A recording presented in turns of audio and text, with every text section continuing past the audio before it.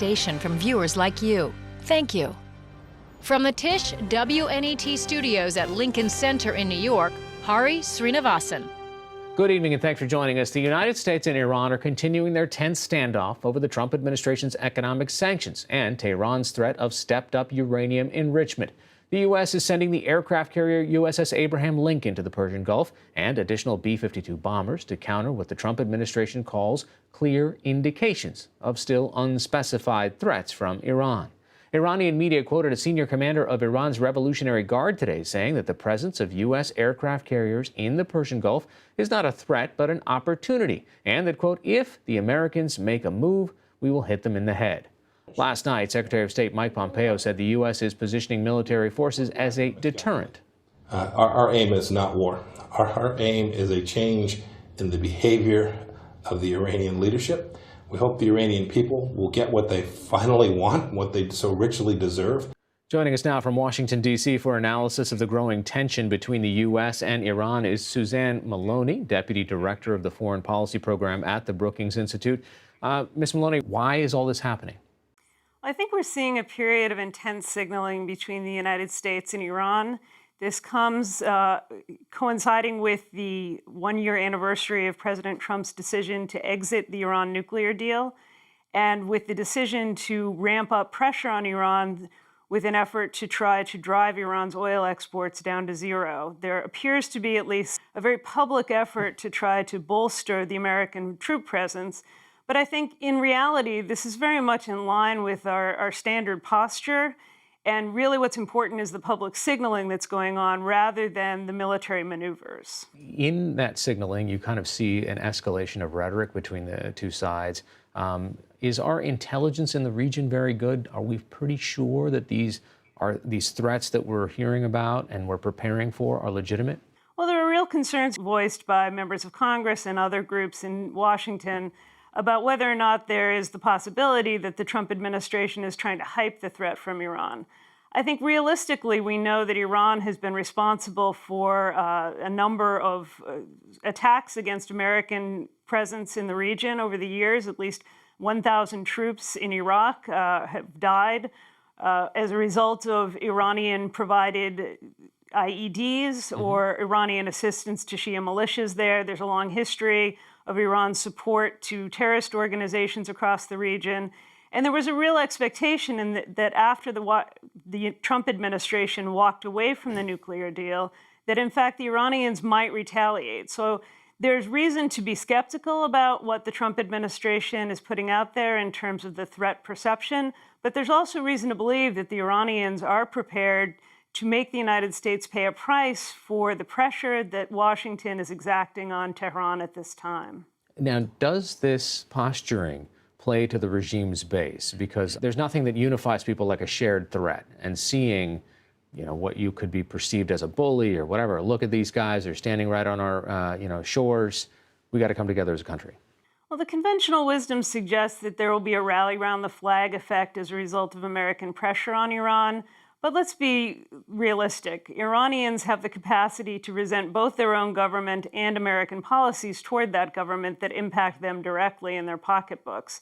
And I think what we're seeing at this time is not, in fact, a sort of movement toward the system on behalf of the population. Mm-hmm. We're seeing some consolidation of the political elite.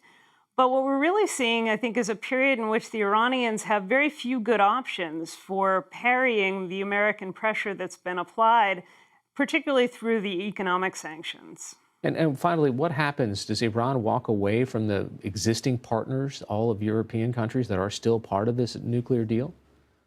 The Iranians have been very careful in the way that they have tried to calibrate their response to American pressure. The Iranians recognize that there is very little they have to gain from blowing up the nuclear deal, so to speak, because it would only put them under greater pressure from Europe and others around the world who might be in a position to help support them. And it would eliminate or at least reduce the sense that they have something of a moral high ground, which of course is a rarity for the Iranians.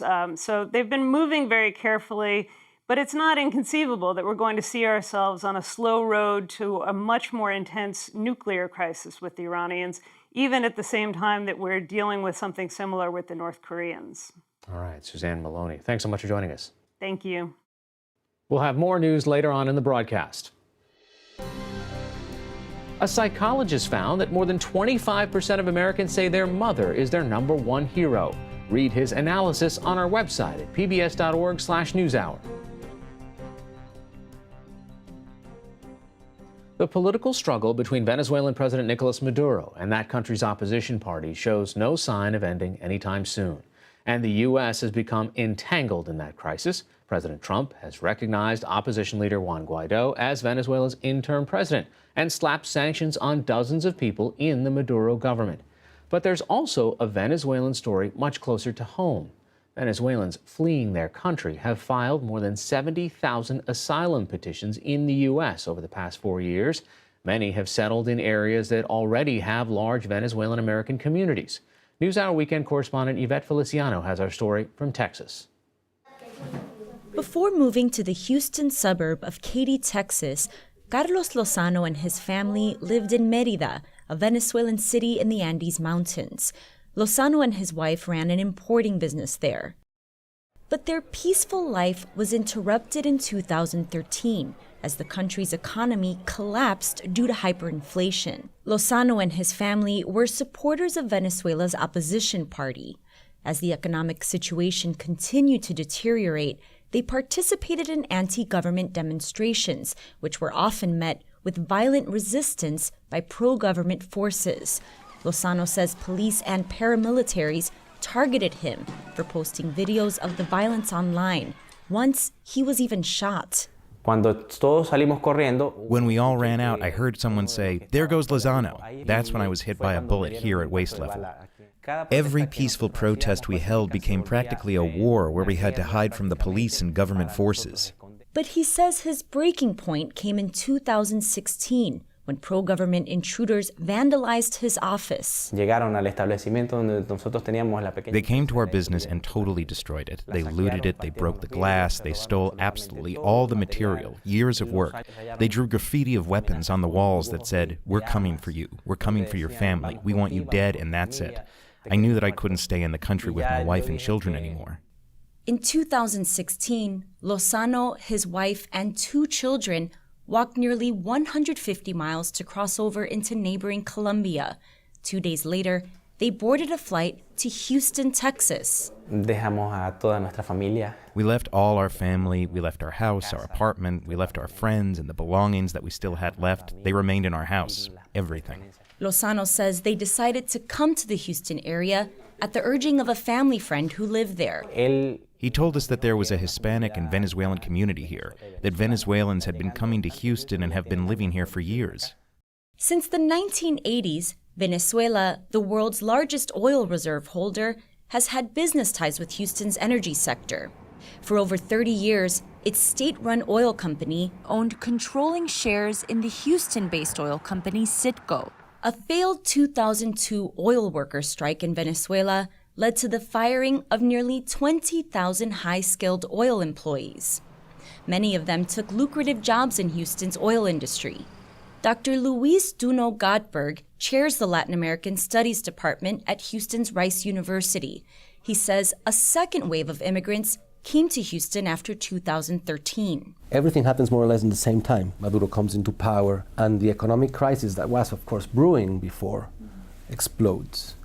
With that explosion, you have large amounts of people, like the largest amounts of people have left after 2013, and 2015 even increased further. While about 3 million people have left Venezuela in the last 4 years, Houston's Venezuelan population has grown. According to the Migration Policy Institute, more than 23,000 Venezuelan immigrants have settled in the Houston area since 2010. It's now the second largest Venezuelan community in the U.S., behind that of South Florida. The Houston suburb of Katy, where the Lozanos now live, has received so many Venezuelan immigrants that locals have dubbed it Katyzuela. Dr. Duno Godberg, who was born in Venezuela, notes that this latest wave of immigrants is more economically diverse than those who came before them. You have people from in any social strata leaving Venezuela and going not only to Houston, but everywhere. And you start seeing them in coffee shops and doing, not anymore the owner of the place, but someone working in the coffee shop making the coffee. Like the Lozano family, many of the new arrivals here apply for asylum, claiming political persecution. Then they face a 150-day waiting period before they can even request a work permit. In the meantime, many Venezuelan immigrants have to rely on whatever savings they have left after the expense of coming to the U.S. The Lozano's asylum petition has yet to be heard. After 9 months of waiting, their work permits were only approved this past April. Until now, they've been living off their savings and the profits from personal belongings that friends back in Venezuela sold for them.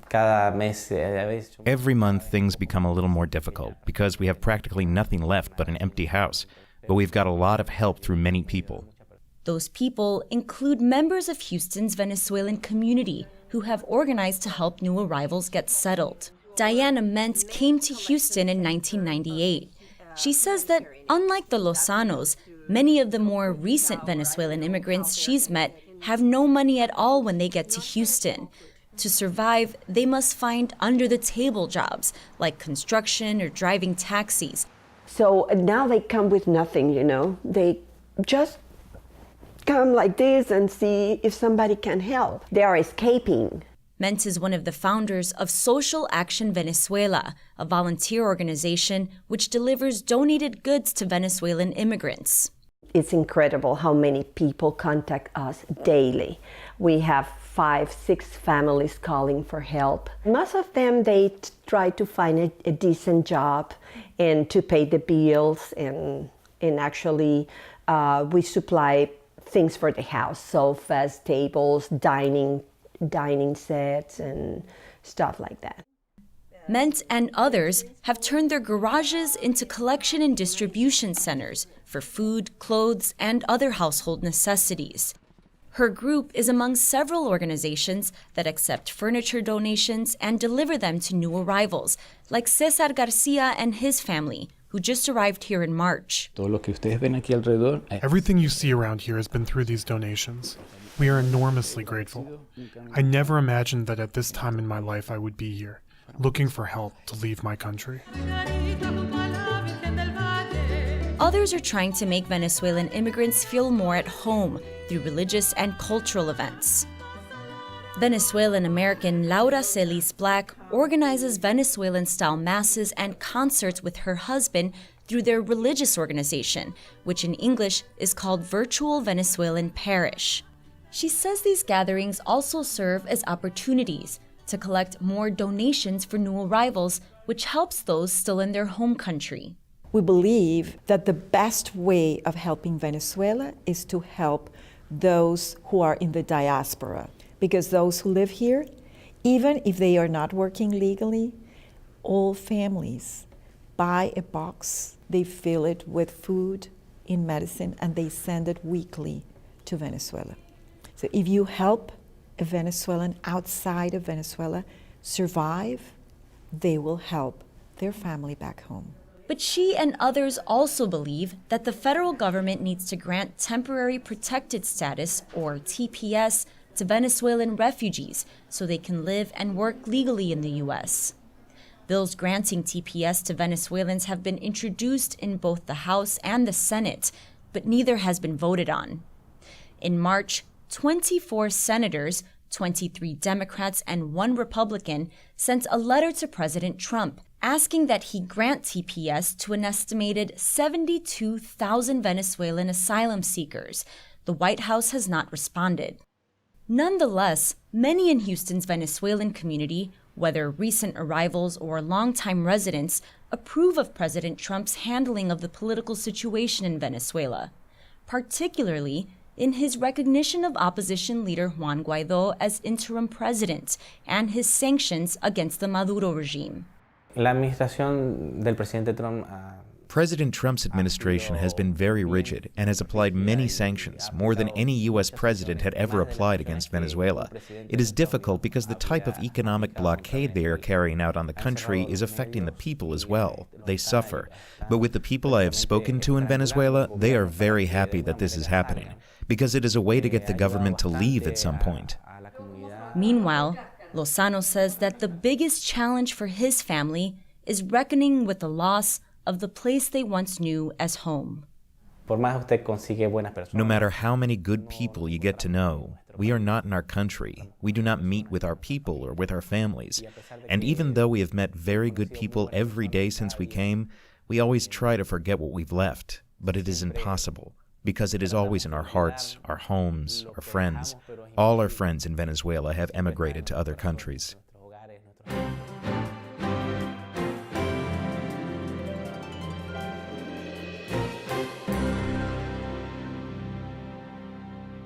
Perhaps no instruments are more prized than those crafted by Antonio Stradivari. Only 650 Stradivarius violins, cellos, and other stringed instruments are estimated to have survived. But while the famed violin maker has been dead for nearly 300 years, the forest where he sourced his lumber is still alive and producing tone wood for the ages. Special correspondent Christopher Livesay and videographer Alessandro Pavone bring us the story.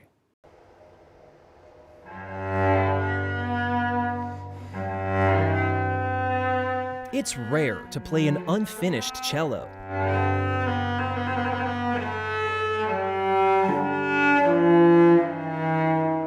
But that's exactly what Maddalena Waldner is doing to show us the very special wood of her instrument, made right here in the Italian Alps, in a place called the Fiemme Valley, prized over the centuries for its exceptional lumber.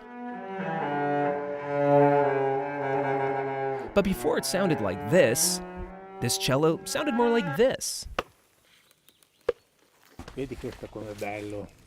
This spruce is ripe for becoming an instrument, says Marcello Mazzucchi, the former director of the local Forest Service.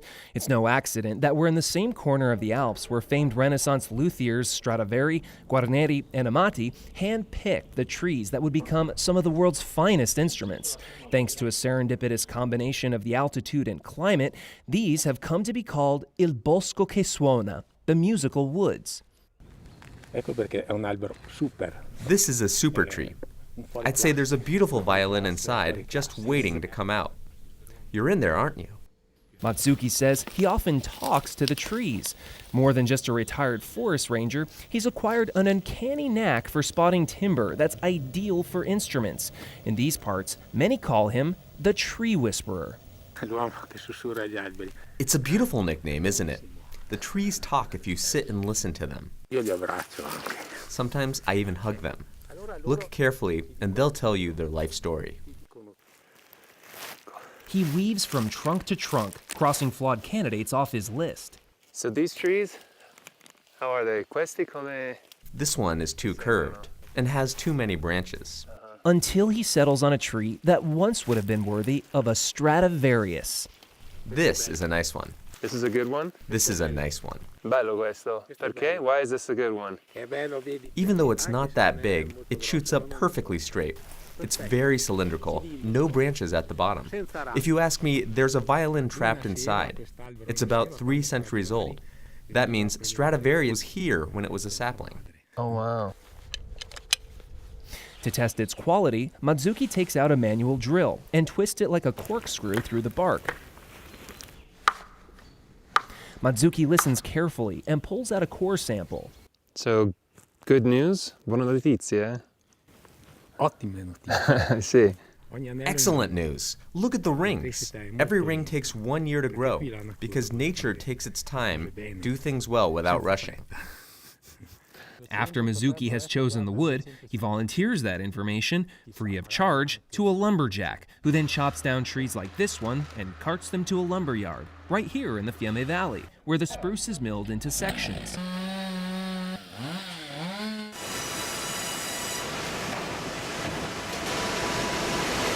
Wood retailers then select the highest quality lumber and cut it into blocks that are sold to instrument makers the world over, as well as locals like Cecilia Piazzi. It's magnificent wood. We use it for making the table. That's the beautiful part on the front of a violin or cello, with the sound holes on the surface. First, I roughen the wood. It needs to be like a drum skin, so that it moves and vibrates when played. The wood from this forest is perfect for that, strong yet flexible. It takes months to complete a single instrument, which can cost over $10,000. A bargain when you consider a Stradivarius that came from the same forest can go for over $10 million. It's an industry that's been driving the local economy since the Renaissance. But this past fall, tragedy struck. A storm with winds topping 120 miles per hour crashed through these woods. Piera Chireza is the co-owner of one of the main wood retailers in the valley. Our business took a big hit. It wiped out our wood supply for the next 4 years. Now we're doing everything we can to stockpile. I've never seen anything like it. Locals say it came crashing down like a hurricane and flattened roughly 1 million trees in this unprecedented calamity. But now, thanks to the surprising collaboration of forest rangers and instrument makers, these musical woods of Stradivarius are sprouting anew. It was a horrible disaster, but all isn't lost. Just think, this one pine cone has 200 seeds inside. Forest workers are now rushing to collect the fallen trees. If they pick them up before the summer heat, they can still be used to make instruments. And the cleanup also means more space and light for new growth. Beautiful music is born of 3 artists. The first one is nature that gives us this magical wood. Then the instrument maker who awakens the music. Then the musician who sets it free.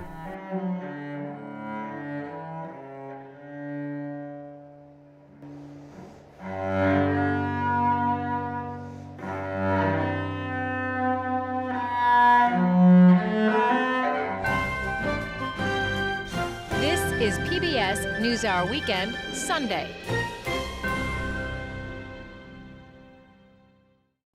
Sri Lanka's Catholic churches held their first regular Sunday Mass today, 3 weeks after suicide bombers killed more than 250 people at Easter church services and at luxury hotels. Armed military troops and police patrolled the streets, searched churchgoers, and stood guard outside of churches this morning. The Islamic State claimed responsibility for the attacks at 2 Catholic and 1 Protestant church and at 3 luxury hotels. Sri Lankan authorities say the attacks were carried out by a local radicalized Muslim group. Afghanistan's Ministry of Defense reported today that the Taliban's intelligence chief in the northern Baghlan province was captured alive by Afghan and U.S. forces. Haji Mohammed Ramin is believed to have been responsible for last week's attack on a police headquarters that killed 20 officers and wounded more than 50 police and civilians. And in Kabul yesterday, 2 unidentified men on a motorbike shot and killed Meena Mungal, a former television journalist and advisor to the Afghan parliament. Mungal was on her way to work at the Cultural Affairs Commission at the time of the attack. South Africa's president vowed today to purge his African National Congress party of, quote, bad and deviant tendencies. President Cyril Ramaphosa's ANC party was declared the winner of national elections last night with 57% of the vote, according to the Electoral Commission. It was the weakest showing for the party of Nelson Mandela since the end of apartheid 25 years ago. Many South Africans remain frustrated by corruption scandals within the ANC that forced former President Jacob Zuma to resign last year. Heavy rains this morning in New Orleans flooded streets, stranding cars, and shutting down all streetcar and bus service. Overnight, more than 5 inches of rain fell, and at one point, more than 11,000 people were without power. A nearby spillway remains open as city officials try to prepare for a rise in the Mississippi River over the next several weeks.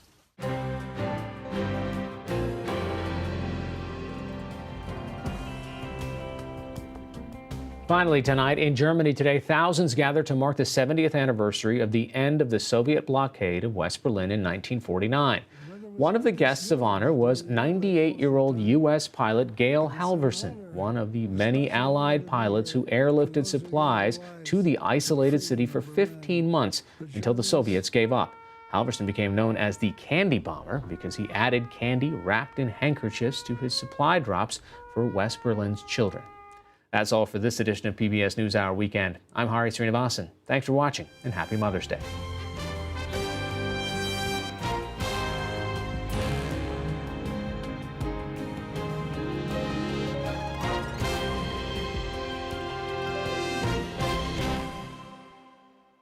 PBS NewsHour Weekend is made possible by Bernard and Irene Schwartz, Sue and Edgar Wackenheim III, Seton Melvin, the Cheryl and Philip Milstein family, Dr. P. Roy Vagelos and Diana T. Vagelos.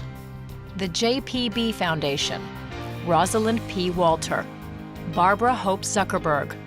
Corporate funding is provided by Mutual of America, designing customized individual and group retirement products. That's why we're your retirement company. Additional support has been provided by the Corporation for Public Broadcasting, and by contributions to your PBS station from viewers like you. Thank you.